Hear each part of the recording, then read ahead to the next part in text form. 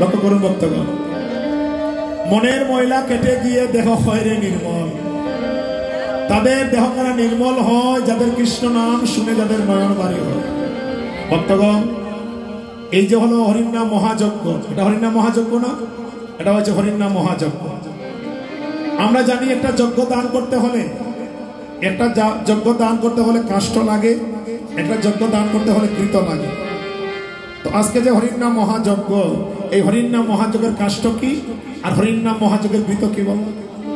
কাষ্ঠ হলে এই যে আপনারা সাধুগুরু বৈষ্ণব এখানে যারা মিলিত হয়েছে, আপনারা সাধুগুরু বৈষ্ণব যারা এখানে এসেছেন, আপনারা হচ্ছেন কাষ্ঠ। আর ঘৃত কি? ঘৃত যজ্ঞ দান করতে হলে ঘি লাগে নি গো, ঘি ছাড়া যজ্ঞ হয়? হয় না। তাহলে ঘৃত কি? ঘৃত হইছে ভক্তের নয়নের জল। হরিব। এই জন্য হেন কৃষ্ণ নাম যদি লয় বহুবার, তাতে যদি নহয় পুলক নহয় অশ্রুদার, তাতে বুঝিবে অপরাধ আছে প্রচুর, আর কৃষ্ণ নাম বিস্তারিত নহয় অঙ্কুর। হরিব জানে। এই জন্য ভক্তগণ, কৃষ্ণ কথা শুনে যদি নয়ন বাড়ি না হয়, কৃষ্ণ কথা শুনে যদি নয়নে জল না আসে, তাহলে বুঝবে সেই নামে অপরাধ প্রচুর আছে। এখানে সংকীর্তনে বলে গেলেন বাবা, হরির নামে, হরির নাম নিয়ে যার জোরে দু নয়ন, মনের ময়লা কেটে গিয়ে দেহ হয় রে নির্মল। তো গৌর হরির গুণগান গাইতে হলে এই জগতে মনকে সরল করতে হয় ভক্তগণ। আমার গৌর হরিকে ডাকতে হলে মনকে সরল করতে হয়, নইলে কিন্তু জগতে আমার গৌর কৃপা পাওয়া যায় না। কেমন করে দেখো, অরে গৌরাঙ্গ বলিতে হয় আমার পুলক সরি,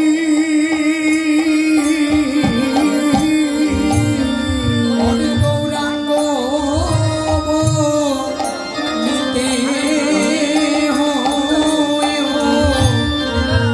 ওরে পুলক সরি,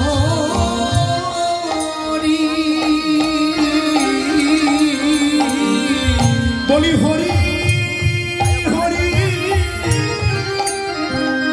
বলিতে নয়নে বহে বহেনি, ওরে হরি হরি বলিতে নয়নে বহেনি, হরি বলিয়ার কবে আমার নিতাই চাঁদে অব করুণা হইবে, বলিয়ার কবে নিতাই চাঁদে আমায় করুণা করিবে,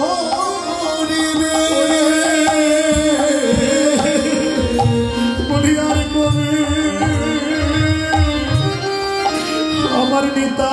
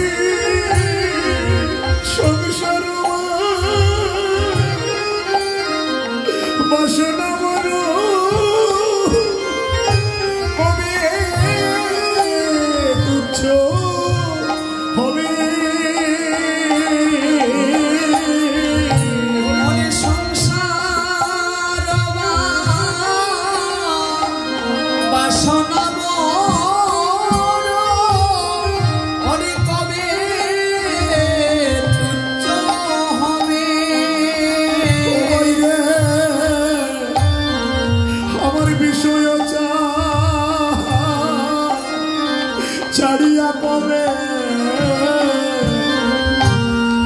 আমার তুচ্ছ হবে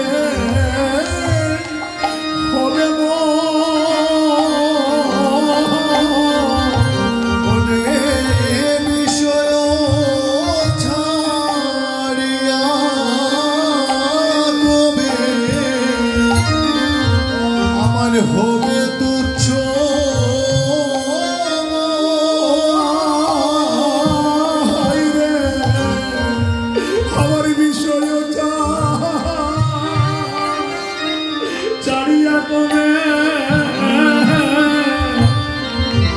আমার তুচ্ছ হবে